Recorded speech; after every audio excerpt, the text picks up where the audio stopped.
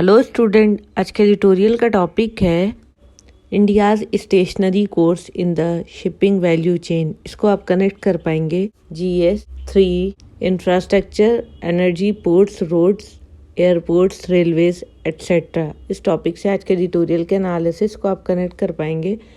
Basically आज का tutorial revolve करेगा अराउंड शिपिंग और शिपिंग इंडस्ट्री और पास्ट में इंडिया का क्या स्टेटस रहा है, हिस्ट्री इसकी क्या रही है और प्रेजेंट सिनारियो में इंडिया का क्या स्टेटस है और कहाँ पे वर्क करने की ज़रूरत है कि हम ग्रो कर पाएँ एज ए शिपिंग इंडस्ट्री भी और इकोनॉमिकली भी। इसके ही अराउंड आज का ट्यूटोरियल रिवॉल्व करेगा। आते हैं आज के ट्यूटोरियल के एनालिसिस पर। अगर बात करें यांगजे रिवर की तो चाइना की हार्ट बीट है और इसकी लंबी हिस्ट्री रही है। ट्रेडिशन, लेजेंड, मिथ, कल्चर या फिर कॉमर्स या इंडस्ट्री सब कुछ जुड़ा हुआ है यांगजे से। यांगजे एक मॉडर्न चाइना की लाइफलाइन बन चुकी है क्योंकि उस रिवर की जो खासियत है इसकी वजह से 3 गॉर्जेस प्रोजेक्ट चल रहे हैं उस पर, और उसमें ये जो प्रोजेक्ट हैं उसकी खासियत को 4 चांद लगाते हैं। अगर यांगजे रिवर में कोई घुसता है सी के थ्रू तो लोग इमेजिन कर सकते हैं वहाँ पर कि एक साउंड की आवाज़ आती है वायलिन की, चाइनीज़ ओपेरा से और रिसेंटली कुंग फू पांडा। लेकिन कोई भी अपनी आंखें बंद नहीं कर सकता। वहाँ पे जो मैसिव मर्चेंट शिप्स हैं अक्सर 2 और 3 खड़ी रहती हैं रिवर के बाहर के साइड। ये एक यूनिक साइट होता है। मॉडर्न इंजीनियरिंग और शिपिंग मार्वल की बात करें, स्यूज या फिर पनामा कैनल, यहाँ पे कॉन्वॉयज ऑफ शिप्स हैं एक के पीछे एक। यांगजे अक्सर देखा जाता है मल्टीपल कॉन्वॉयज की तरह और पैरेलल में वहाँ पे भी शिप्स खड़ी रहती हैं। लेकिन अगर इन बिटवीन या स्मॉलर बार्जेस देखें क्रिस क्रॉस जो करती हैं रिवर को, लाइक ऑटो रिक्शाज जैसे इंडियन रोड्स पर चलते हैं उस तरह से दिखेंगी। अगर मर्चेंट शिपमैन की बात करें तो एक इनक्रेडिबल साइट होती है और एक स्टोरी है एक्सपर्ट सीमैनशिप की, लॉजिस्टिकल प्लानिंग की एंड पायलटिंग स्किल की। शिप्स या तो रॉ मटेरियल लेकर आता है अक्रॉस द वर्ल्ड से, बहुत दूर दूर से आते हैं, लाइक पेरू से जहाँ पे चाइना की ओन माइंस हैं, या अफ्रीका से जो फिनिश प्रोडक्ट वहाँ से निकलते हैं और फिर वहाँ से पूरी दुनिया में चले जाते हैं। कुछ वेसल्स न्यू हैं और बिल्ड हो रही हैं शिपयार्ड्स में और कुछ रिवर के आसपास खड़ी रहती हैं। बहुत सारी शिप्स जो हैं रिपेयर हो रही हैं उसी यार्ड्स में और सूख रही हैं ड्राई डॉक्स में। यांगजे को अगर देखें तो बेस्ट एग्जाम्पल है कहाँ से चाइना स्टार्ट किया और आज कहाँ पर है। ये स्टोरी जो है इसी तरीके की स्टोरी के स्टैटिस्टिक्स को देखें कि किस तरीके से इंडिया और चाइना सेम बोट पे स्टार्ट किए थे अंटिल लेट 1980s, लेकिन चाइना काफ़ी तेज़ी से आगे बढ़ गया और इंडिया को पीछे छोड़ गया। इंडिया एक्चुअली चाइना से आगे था रियल बोट में until the end of 1980s, लेकिन चाइना अपनी कंटिन्यूटी पे ध्यान दिया, ग्लोबल मर्चेंट शिपिंग रडार को देखा और इंडिया अपने जो रुडिमेंट थे उस पे ही रह गया, अपने जगह पर ही स्थिर रह गया। चाइना लेट एंट्रेंट था और फिर भी इंडिया से आगे निकल गया। इंडिया अपने ट्रेडिशन को लेकर मॉडर्न शिप ओइंग उसमें ही ध्यान देने लग गई। इनफैक्ट बहुत सारी जो शिप ओइंग है वर्ल्ड की उसमें इंडिया का यूनिक कंट्रीब्यूशन है। थोड़ा सा इसका बैकग्राउंड देखें तो इंडियन नेवी ऑफिसर कमीशन किए थे और ओन कर रहे थे वो जाइंट ऑयल टैंकर जो आज के टाइम पे सबसे बड़े मर्चेंट शिप में जाना जाता है। जो अब तक इतनी बड़ी शिप बनी हो, मर्चेंट शिप बनी हो, उसके लिए जानी जाती है। इंडिया एसोसिएटेड है closely with International Maritime Organisation 2। अगर प्राइवेट प्लेयर की बात करें तो वो वेंचर करते हैं इस एरिया में और डोमिनेट करता है, लेकिन इस एरिया में पब्लिक सेक्टर फैसिलिटीज़ इंडिया के जो शिपयार्ड हैं वो बिगिन कर रहे हैं होप करना कि वो बिल्ड करेंगे ships competitively for the global market. अगर लेबर आर्बिट्रेज की बात करें, रफली 2 डेकेड अगो वही चीज़ हुआ था जो आईटी के साथ हुआ था, that is information technology. English knowing जो इंडियन सी फेयरर्स थे उनको जॉब मिल जाती थी ग्लोबल शिपिंग में, इंडस्ट्रीज़ में, और वहीं पर एक क्वालिफाइड ईस्टर्न यूरोपियन को नहीं मिलती थी क्योंकि उनकी जो इंग्लिश थी अप टू मार्क नहीं थी। सेफ्टी प्रायोरिटी है, shipping and knowledge of English वहीं पर एसेंशियल है। और भी किसी फील्ड की तरह इंडिया का main source of growth and foreign exchange earning supply of labour के थ्रू था, और शिपिंग में भी सक्सेसिव गवर्नमेंट आती रहीं और उनका फोकस यही था कि वो एक्सपेंड करें सी फेयरर पॉपुलेशन। पास्ट में अगर देखें तो मुंबई और कोलकाता मेजर सेंटर थे सी फेयरर ट्रेनिंग और एम्प्लॉयमेंट के। यूनाइटेड प्रोग्रेसिव अलायंस गवर्नमेंट की अगर हम बात करें तो वो डी सेंटर किए मैरी टाइम ट्रेनिंग और ओपन किए कुछ प्राइवेट प्लेयर्स के लिए जगह। आज के टाइम पे अगर देखें तो इंस्टीट्यूशंस पूरी कंट्री में चर्न आउट कर रही हैं सी फेयरर्स, बहुत तरीके के ग्रेड के और कॉम्पिटेंसीज के।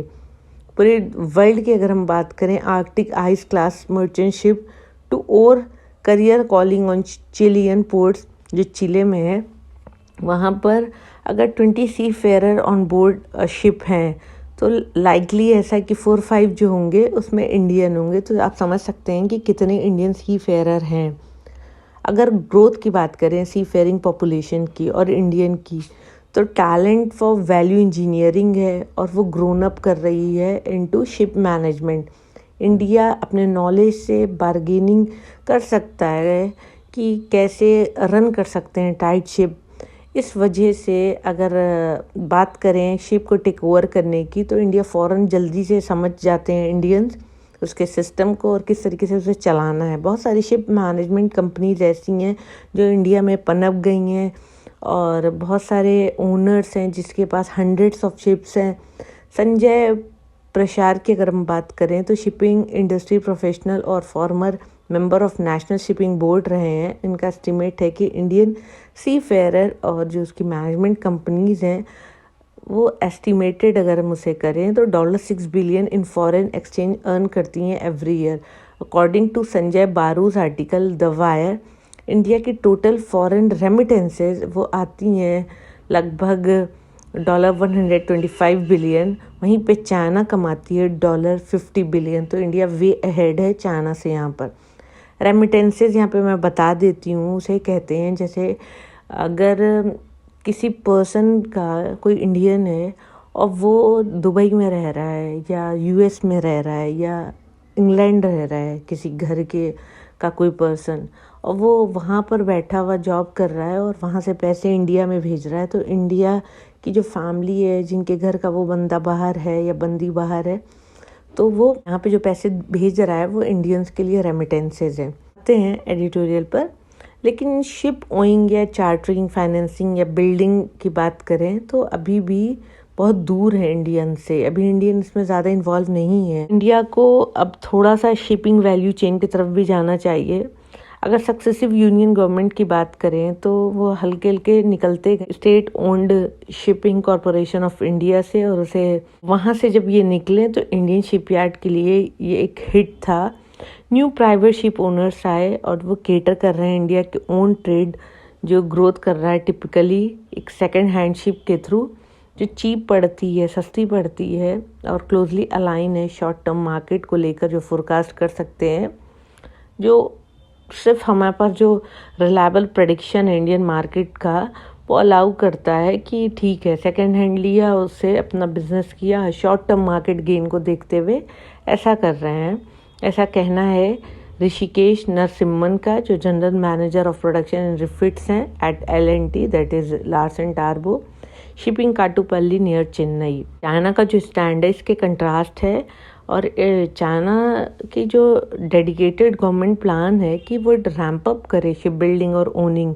China by 2020 half of all ships in the world China produce कर रहा था या ओन कर रहा था, लाइक जापान या कोरिया। प्रीवियस लीडर उनकी फोकस कर रहे थे शिप बिल्डिंग पर। Chinese ship owners dutifully build कर रहे थे अपनी ship at state owned government yards, ऐसा मिस्टर नरसिम्हा पॉइंट आउट करते हैं। अगर हम इसे वे फॉरवर्ड की तरह देखें तो अगर नेग्लिजिबल शेयर इन बिल्डिंग रहेगी तो क्या होगा। यूपीए गवर्नमेंट आई थी मैरीटाइम एजेंडा 2020 लेकर, जिसका मानना था कि वो इंक्रीज करेगा India share of global ship building from less than 2% to a modest 5% in a decade, और प्रपोज किया कि वे रोड मैप जो क्लियर नहीं था, जिसमें और किस तरीके से उसे अचीव करना वो भी सही तरीके से डिफाइंड नहीं थे। 2020 तक की अगर हम बात करें, इंडिया का शेयर ग्लोबल शिप बिल्डिंग में ड्रॉप हो गया और प्रैक्टिकली देखें तो ज़ीरो हो गया बजाय बढ़ने के। बीजेपी गवर्नमेंट जब आई, मैरीटाइम इंडिया विजन 2030 लेकर आई और आउटलाइन किया 10 की थीम। इसमें इंक्लूड है logistic, environment concerns, port infrastructure, और बढ़ाना है, इंक्रीज़ करना है सीफेयर ग्रोथ एंड ट्रेनिंग। लेकिन इन्होंने भी मेंशन नहीं किया किसी भी तरीके के प्लान को for ship building and owning. बात चलती रहती है सागरमाला की, लेकिन यार्ड्स में सिर्फ ऑर्डर होते हैं नेवल शिप की। अगर इंडिया को देखें तो ये एक लंबी कोस्ट लाइन है इंडिया के पास और स्ट्रैटेजिक लोकेशन है, और इंडिया जोग्राफिकली काफ़ी इम्पॉर्टेंट है ग्लोबल शिपिंग में। शिप बिल्डिंग अगर इंटीग्रल पार्ट हो गया किसी भी सीरियस अटेम्प्ट का, जहाँ पर मैन्युफैक्चरिंग कैपेसिटी बढ़ाई जाए और डीपेन किया जाए स्ट्रैटेजिक पावर, तो काफ़ी फ़ायदा होगा इंडिया के लिए। शिप बिल्डिंग या ओनिंग की बात करें तो इंडिया की एक सीट है जहाँ पर अगर इंडिया आ जाता है तो सिर्फ ग्लोबल मैरीटाइम इंडस्ट्री में ही नहीं फ़ायदा होगा, बल्कि इंडिया का जो प्रेजेंस है इंटरनेशनल ट्रेड में वो भी बढ़ जाएगा। अगर ओवरऑल इंडस्ट्रियल माइट को देखें, वो इंटीग्रल है military might say. Ship building जो है वो इंटीग्रल है स्ट्रॉन्ग नेवल बेस से।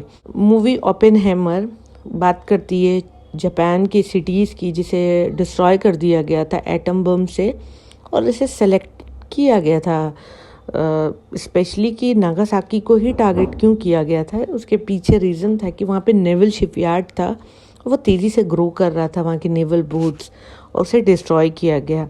वहाँ पे बॉम्ब छोड़ा गया शिप वार्ड पे और काफ़ी नुकसान हुआ, लोग आज भी सफ़र कर रहे हैं। लेकिन नागासाकी शिपयार्ड कंटिन्यू कर रहा है थ्राइव करना, और एडवांस से वो आज के टाइम पे शिपयार्ड, मर्चेंट शिपयार्ड में। तो ये था आज का एडिटोरियल का analysis. Thank you for watching my video. Please like, share and subscribe.